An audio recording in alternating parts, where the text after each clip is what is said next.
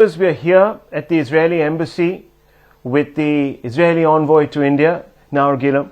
Thank you very much, Ambassador, for speaking to CNN News 18. We've spoken earlier on other occasions, but never one as perhaps somber as this. First of all, condolences for all the losses that Israel has suffered in this dastardly terror attack. Thank you.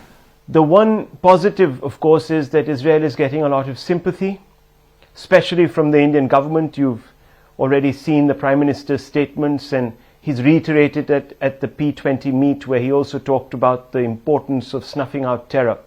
How do you see the Indian government stand as of now? I was very much moved by the reaction not only of the Indian government, of the Indian people. It started very strongly with the Prime Minister, who very early, already on Saturday, a week ago in the afternoon, few hours after the whole thing started, and even the magnitude was not clear yet. I think that then we spoke about few tens of murdered. We didn't understand the magnitude. He already tweeted. Following him, I got phone calls from all layers of Indian society, from ministers who said, you know, it's not protocol, I do it on a private capacity.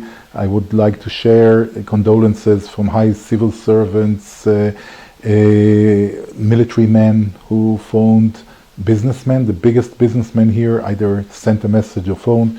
And on social media, we are stormed with support and love. Of course, also of the other side, there are also opponents, but the majority of what we feel is extreme warmth from the Indian side and support.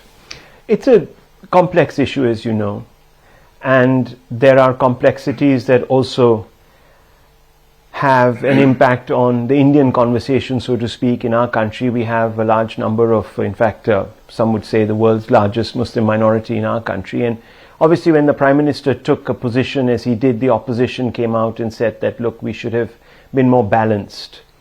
What do you think of the view, the prevailing view, that we need to be balanced at this time?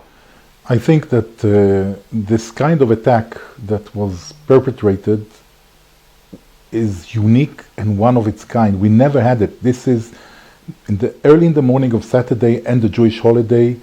ISIS, Hamas, now in the past I used to call it ISIS-like, but it's not ISIS-like, it's ISIS, Hamas, ISIS are the same. They came, they stormed 30 Jewish communities over the border, they butchered more than 1,300 people, babies, women, elderly, kidnapped. We have 3,000, more than 3,000 wounded. They kidnapped, we don't know exactly the number, but at least 130 people. Many babies they kidnapped, many elderly they kidnapped from the age of 9 months to the age of almost 90.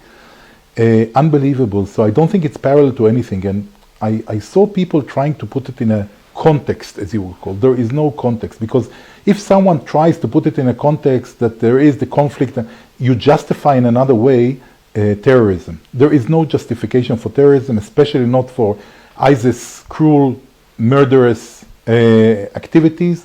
So I'm totally against people saying that it has to be put in the context of the Israeli-Palestinian, because or that the Israeli reaction has to be balanced or the same magnitude. What, do we have to now come and butcher and cut the heads and rape women, and this is balanced? You want us to do the same? All these reactions are really, really bothering for me.